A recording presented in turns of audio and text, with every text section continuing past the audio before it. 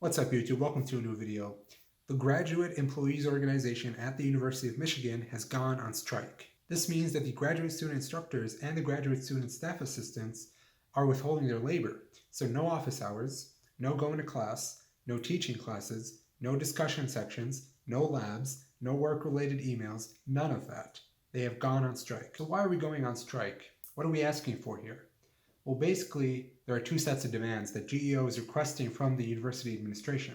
The first set of demands has to do with the corona pandemic, and then the other set of demands has to do with the policing on campus. So on the COVID front, GEO is basically asking the university for a plan that is sufficient in its reach and it's transparent and it's robust, where it includes testing and contact tracing and a secure campus. GEO is also asking for the universal right for GSIs and GSSAs, so graduate students in general, to be able to work from home and to have the adequate resources to be able to work remotely. The idea here is that some graduate students have been forced or pressured by their peers or professors to attend classes in person or teach in person, whereas what GEO wants is for the graduate students to decide if they want to go home and teach from home, if they feel safe, or if they choose to teach in person, then that was their right.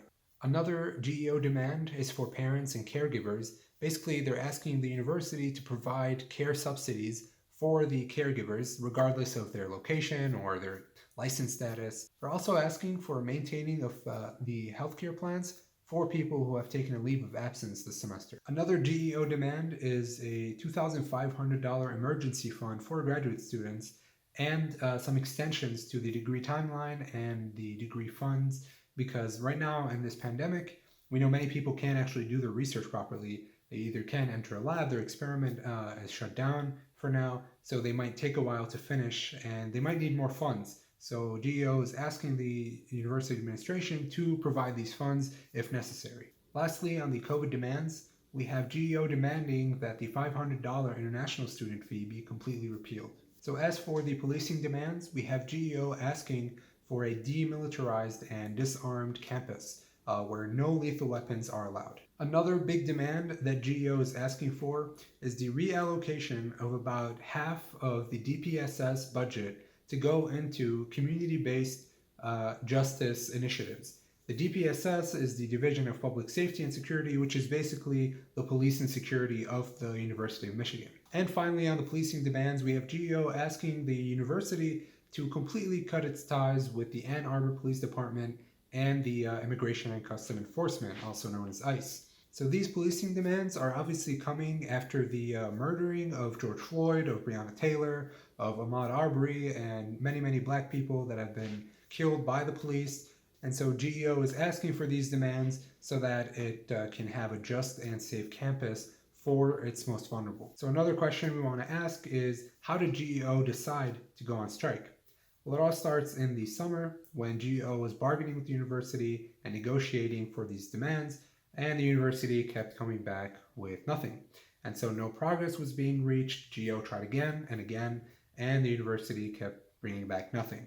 So GEO had enough, and leading up to the semester, they had a meeting on August 25th. The members debated what to do, what the right next step is, and then on September 4th, it was decided that a ballot would be sent out that would be voted on whether to go on strike or not, basically. So after 2 days of GEO going on strike, the university came back with an offer, which basically included a few things about international student liaison in the International Center, maybe a few subsidies for caregivers, and then a bit of transparency for the testing and contact tracing for COVID.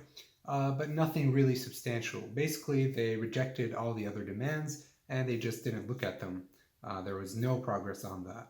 And even more than that, the university threatened that if GEO does not accept this offer, they would retract it, and then they threatened some retaliation against the officers. So in response to U of M's offer, GEO held another meeting on September 9th, which was yesterday, and that meeting lasted for 4 hours, and at the end of it, GEO members voted on whether they should accept the offer or reject it, and the majority of members decided that they would reject U of M's offer, which means right now GEO is still on strike.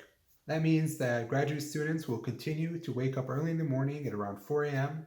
and they would go down to the campus and stand in picket lines, socially distanced, of course, and they would protest and disrupt university operations until the administration comes back with another offer, and we see where it goes from here. So as of the making of this video, GEO is still on strike, and I don't know what's going to happen next. So some people are wondering, is the strike illegal?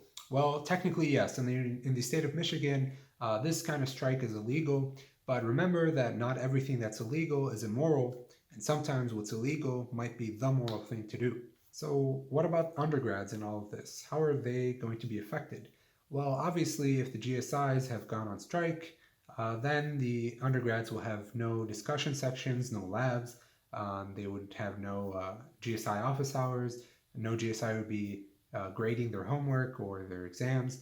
So obviously they are negatively impacted. But this just goes to show how important GSIs are to the university to function. So I hope this video informed you about what's going on right now with the graduate employees at the University of Michigan. I'm going to leave a few links in the description where you can help support GEO and read more about what's going on, read all the details for yourself. And please let me know in the comments what you think about all of this. And as always, like, share, and subscribe, and I'll see you next time.